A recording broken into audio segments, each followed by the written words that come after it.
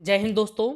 Help question bank mathematics class 11th कक्षा 11वीं की इस हेल्प क्वेश्चन बैंक के माध्यम से उन तमाम प्रश्नों को समाहित किया गया है जो कि विगत 4 से 5 वर्षों में विभिन्न परीक्षाओं में वार्षिक परीक्षाओं में पूछे गए हैं। तो इस लेक्चर के माध्यम से हम विभिन्न वार्षिक परीक्षाओं में पूछे गए महत्वपूर्ण प्रश्नों को दृष्टि में रखते हुए इस लेक्चर के माध्यम से हम वस्तुनिष्ठ प्रश्नों को हल करेंगे।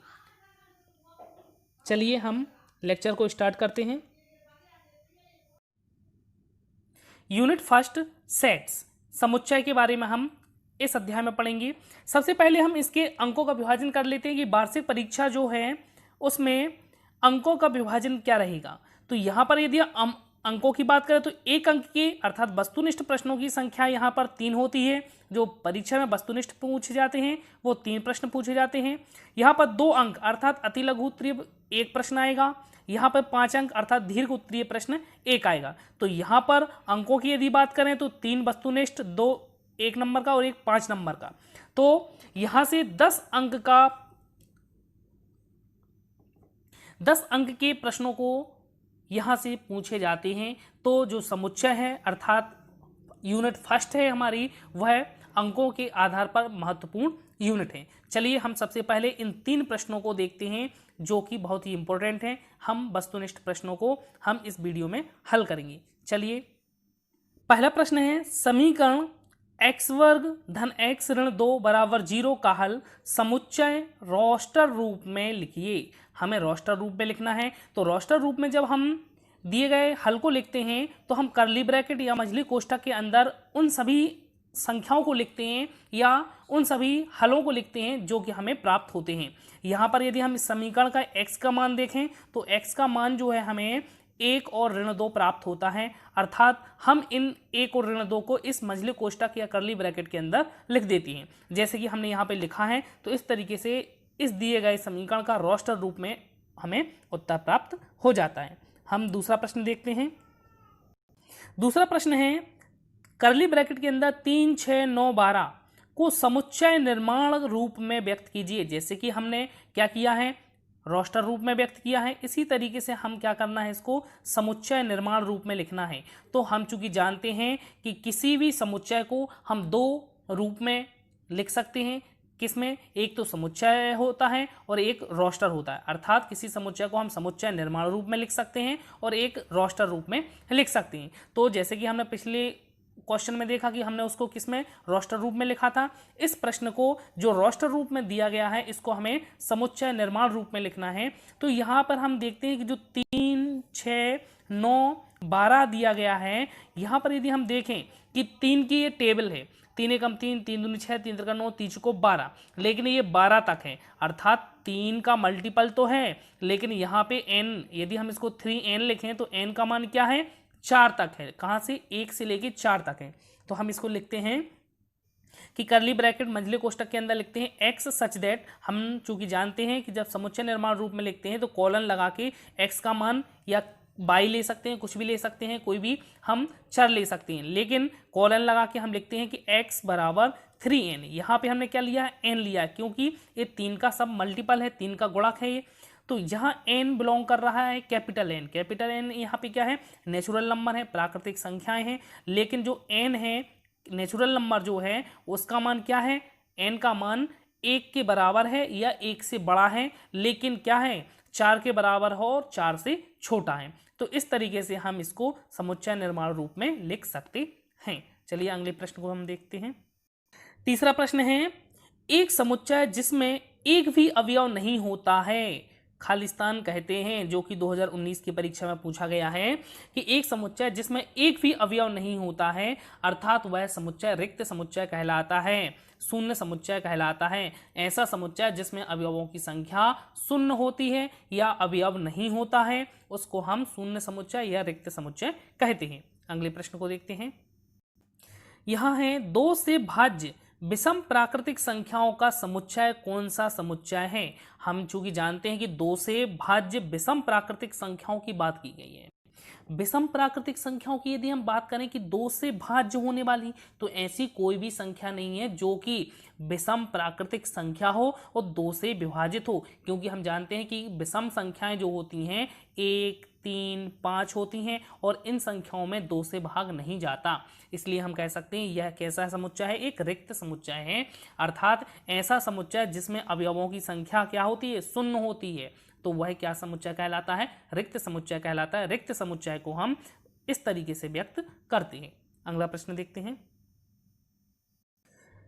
वह समुच्चय जिसमें अवयवों की संख्या सीमित हो, ऐसा समुच्चय जिसमें अवयवों की संख्या सीमित होती है वह परिमित समुच्चय कहलाता है। जैसे कि हमने कह दिया कि एक समुच्चय है 1, 2, 3, 4, 5, तो इसमें अवयवों की संख्या कैसी है, सीमित है, अर्थात 1 से लेकर 5 तक ही अवयव हैं, इसलिए अवयवों की संख्या क्या है, सीमित। यदि हम इसी को लिख दें 1, 2, 3 अप टू, इस तरीके से डैश डैश लगा दें, तो इसका अर्थ है कि इन संख्याओं, जो प्राकृतिक संख्याएं, धनात्मक प्राकृतिक संख्याएं, इनकी संख्या क्या है, अनंत है, इसलिए यह कैसा हो जाएगा, एक अपरिमित समुच्चय हो जाएगा। और यहाँ पे क्या है, 5 तक ही है इसमें अवयव, इसलिए यह क्या होगा, एक सीमित है, अवयवों की संख्या सीमित है, इसलिए परिमित समुच्चय होगा।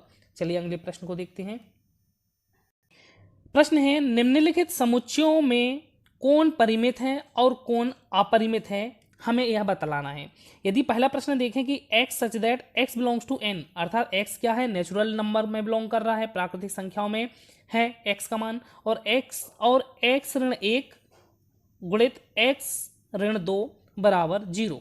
तो हम चूंकि जानते हैं कि x ऋण 1 बराबर 0 है, तो ये 0 हो जाएगा, तो x का मान क्या आ जाएगा, 1 आ जाएगा। इसी तरीके से x ऋण 2 बराबर 0 है, तो x का मान क्या आ जाएगा, 2 आ जाएगा। तो यहाँ पर हमें x का मान 1 और 2 मिल गया, अर्थात यहाँ पे x के मान कैसे हैं, सीमित हैं। सीमित हैं तो वो कैसा हो जाएगा, एक परिमित समुच्चय हो जाएगा। यदि हम दूसरा प्रश्न देखते हैं, x such that x belong कर रहा है नेचुरल नंबर में, x क्या है, विषम है। अब यहाँ पर x विषम बोल दिया है, x का कोई फंक्शन नहीं है हमारे पास, और x क्या है, विषम, और विषम संख्या क्या होती हैं, अनंत होती हैं, इसलिए हम कह सकते हैं कि यह एक कैसा है, अपरिमित समुच्चय है, और यह प्रश्न 2018 की परीक्षा में पूछा गया है। चलिए अगले प्रश्न को हम देखते हैं। यहाँ पे 7वां प्रश्न है, AE, जो कि हमें मझले कोष्टक में दिया है, ए समुच्चय है किसका, x सच दैट x अंग्रेजी वर्णमाला का स्वर है। हमें बतलाना है कि जो समुच्चय है AE वह क्या अंग्रेजी वर्णमाला का स्वर है, जो कि 2018 की परीक्षा में पूछा गया है। तो यहाँ पर हम देखें कि जो A और E हैं, ये क्या है, अंग्रेजी वर्णमाला के स्वर अक्षर हैं, और ये क्या होंगे, ये उपसमुच्चय होंगे। समुच्चय होगा किसका, अंग्रेजी वर्णमाला के स्वरों का, क्योंकि स्वर क्या होते हैं, A, E, I, O, U। तो इन 5 अक्षरों में से 2 अक्षर जो हैं, इसका क्या होगा, एक समुच्चय होगा, उपसमुच्चय होगा, इसलिए हम कह सकते हैं ये क्या है, कथन सत्य है।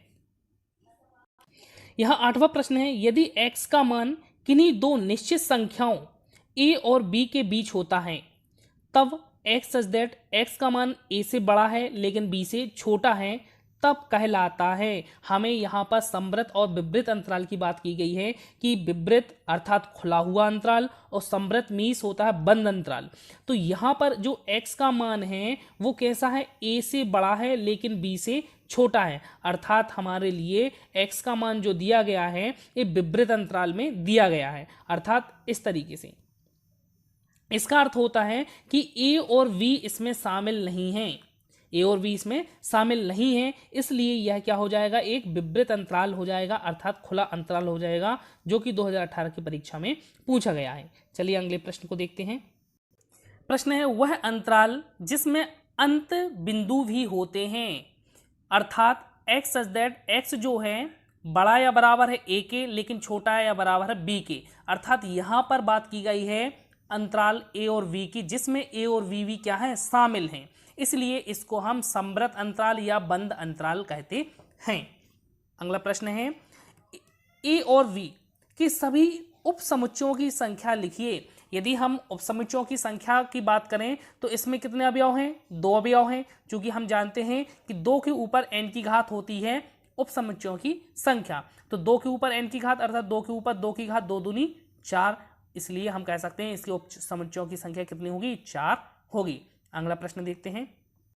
प्रश्न है समुच्चय ए बराबर ए बी सी के उप समुच्चयों की संख्या खाली स्थान होगी, जो कि 2019 के परीक्षा में पूछा गया है प्रश्न। चूंकि इसमें यदि हम ए में अवयवों की संख्या देखें तो 3 है, तो 2 के ऊपर 3 की घात अर्थात कितना हो जाएगा, 8 हो जाएगा। इसलिए इसके उप समुच्चयों की संख्या क्या हो जाएगी, 8 हो जाएगी।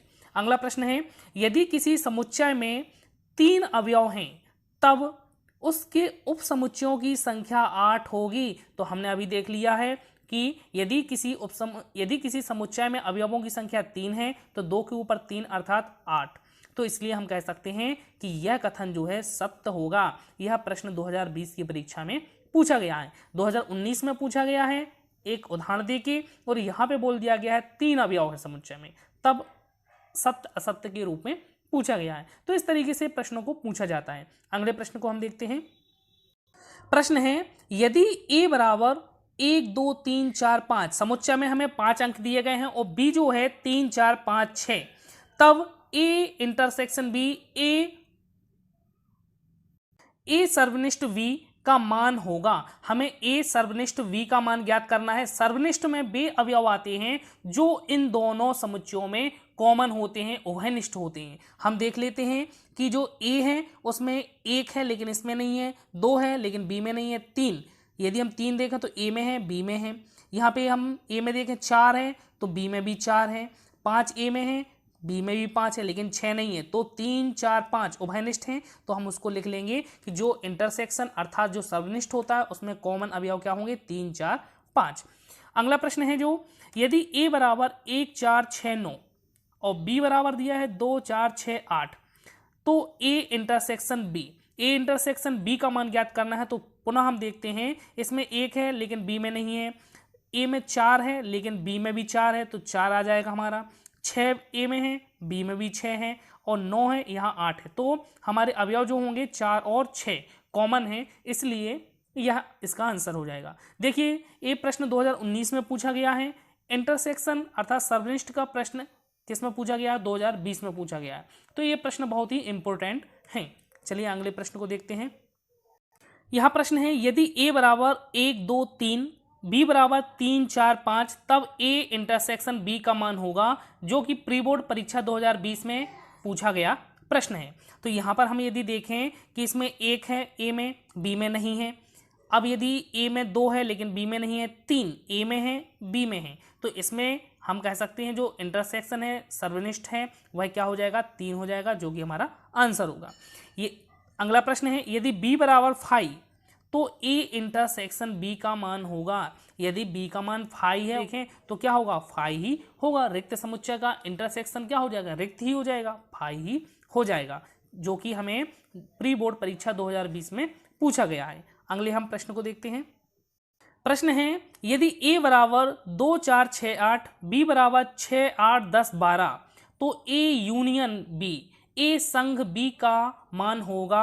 तो इस संघ हम चूंकि जानते हैं कि संघ में दोनों के जो अलग अलग अवयव होते हैं उनको हम लिख लेते हैं। जो कॉमन अवयव होते हैं हम उनको एक बार लिखते हैं और जो अलग अलग होते हैं उनको भी हम इसमें शामिल कर लेते हैं। तो इसमें क्या हो जाएगा, 2 4 6, यहाँ पे भी 6 है, यहाँ पे भी 6 है, तो एक बार हम 6 लिखेंगे, 2 4 6, यहाँ 8 है, यहाँ 8 है, तो एक बार लिख लेंगे, 8 हो गया। इसमें 8 तक है, 10 12 और 10 12 भी आ जाते हैं, क्योंकि ये हमें संघ पूछा गया है। इन दोनों को मिला के हमें अवयवों को लिखना था। अगला प्रश्न है द्विपूरक ए डैश का होल डैश यहाँ पे पूछा गया है, अर्थात ए डैश का होल डैश पूछा गया है। तो यदि हम यहाँ पर देखें कि ए डैश का होल डैश जो होता है वो क्या हो जाता है, ए ही हो जाता है, अर्थात कह सकते हैं ए का पूरक, ए का जो पूरक है, यदि हम ए के पूरक का पुनः से पूरक निकालते हैं तो हमें ए प्राप्त हो जाता है, अर्थात समुच्चय ही प्राप्त हो जाता है, जो समुच्चय ए होता है। तो हमें आंसर क्या हो जाएगा, ए हो जाएगा इसका आंसर। चलिए अगले प्रश्न को हम देखते हैं। प्रश्न है घटनाएं ए और बी परस्पर अपवर्जी होती हैं। यदि दो घटनाएं ए और बी परस्पर अपवर्जी होती हैं तो ए इंटरसेक्शन बी अर्थात ए सर्वनिष्ठ बी फाई होता है। अपवर्जी अर्थात होता है कि उन दोनों घटनाओं में कोई भी बात या कोई भी अवयव समान नहीं है, उभयनिष्ठ नहीं है। यदि उनमें उभयनिष्ठ संख्याओं की, उभयनिष्ठ पदों की संख्या शून्य होती है तो वे अपवर्जी कहलाती हैं। यहाँ पे जैसे कि अपवर्जी की कंडीशन क्या हो जाएगी कि ए और बी में कोई उभयनिष्ठ नहीं है, अर्थात क्या है, फाई है। यह प्रश्न 2019 की परीक्षा में पूछा गया था। अगला प्रश्न देखते हैं, यदि ए और बी ऐसे परिमित समुच्चय हैं कि ए और बी का इंटरसेक्शन क्या है, फाई है। बात वही पहुंच गई कि दो समुच्चय हैं, परिमित समुच्चय हैं, लेकिन उनका इंटरसेक्शन क्या है, फाई है, अर्थात ये दोनों समुच्चय कैसे हैं, अपवर्जी हैं। और हमें पूछा गया है number of a union b का मान बतलाइए। क्योंकि हम जानते हैं number of a union b का फॉर्मूला क्या होता है, number of a plus number of b minus number of a intersection b. लेकिन यहाँ पे ए इंटरसेक्शन बी कैसा है, फाई है, रिक्त है। तो यहाँ पे आंसर क्या हो जाएगा हमारा, number of a plus number of b, जो कि हमें दिया गया है। हम अगले प्रश्न को देखते हैं। यह प्रश्न है, कोई अरिक्त समुच्चय ए के लिए होगा। अरिक्त अर्थात ऐसा समुच्चय जिसमें कोई ना कोई अवयव विद्यमान होगा, वह रिक्त नहीं है। तो ऐसा अवयव अरिक्त समुच्चय कहलाता है। तो यदि कोई अरिक्त समुच्चय ए है तब उसके लिए कंडीशन है कि अवयव जो समुच्चय ए है, और यदि हम ए का पूरक समुच्चय निकालते हैं तो उन दोनों का जो यूनियन होगा वो क्या होगा, यू के बराबर होगा, यूनिवर्सल सेट्स के बराबर होगा, सार्वत्रिक समुच्चय के बराबर होगा। तो यहाँ पर हमारी कंडीशन क्या हो जाएगी, तो यह जो कंडीशन है हम ऑप्शन के आधार पे कह सकते हैं। ठीक है, हम अगला प्रश्न देखते हैं। यदि समुच्चय ए और बी 3 और 6 अवयव हैं, अर्थात ए में कितने अवयव हैं, 3, बी में कितने अवयव हैं, 6, तब ए यूनियन बी में न्यूनतम अवयवों की संख्या खाली स्थान है। तो यहाँ पे पूछा गया है कि यदि ए में 3 अवयव हैं, बी में 6 अवयव हैं, तो ए यूनियन बी में, तो ए यूनियन बी जो बनेगा उसमें अवयवों की न्यूनतम संख्या कितनी होगी। तो हम कह सकते हैं जो न्यूनतम संख्या होगी अवयवों की वो क्या होगी, बी बराबर 6 होगी। क्यों, क्योंकि बी में अवयवों की संख्या कितनी है, 6। यदि ए में अवयव जो 3 हैं वो अलग अलग होंगे और बी में अवयव अलग अलग हैं तो कितनी हो जाएगी, अधिकतम 9 हो जाएगी। लेकिन यदि ए में और बी में अवयवों की संख्या समान है तो ए में 3 अवयव हैं तो 3 अवयव बी में समान होंगे, लेकिन इसमें 3 तो अलग अलग होंगे, इसलिए न्यूनतम संख्या क्या हो जाएगी हमारी, 6 हो जाएगी। इसलिए हमारा आंसर क्या होगा, 6 होगा। चलिए अगले प्रश्न को हम देखते हैं। प्रश्न है, पावर ऑफ ए अर्थात घात समुच्चय ए में कितने अवयव हैं यदि ए का मान फाई है। यदि ए का मान फाई है तो पावर ऑफ ए का मान कितना हो जाएगा, फाई हो जाएगा। तो इस तरीके से उसमें कितने होंगे अवयव, एक ही अवयव होगा। पावर ऑफ ए अर्थात घात समुच्चय की यहाँ पर बात की गई है कि घात समुच्चय का मान हमें बतलाना था। तो घात समुच्चय में अवयवों की संख्या कितनी हो जाएगी, 1 हो जाएगी, वो भी क्या होगा, फाई ही होगा। इस प्रकार हमने अध्याय 1 समुच्चय से संबंधित जो विभिन्न परीक्षाओं में प्रश्न पूछे गए थे हमने उनको भी देखा, और जो भविष्य में परीक्षा हेतु 2021 की परीक्षा हेतु महत्वपूर्ण हैं उनको भी हमने इनमें कवर किया है।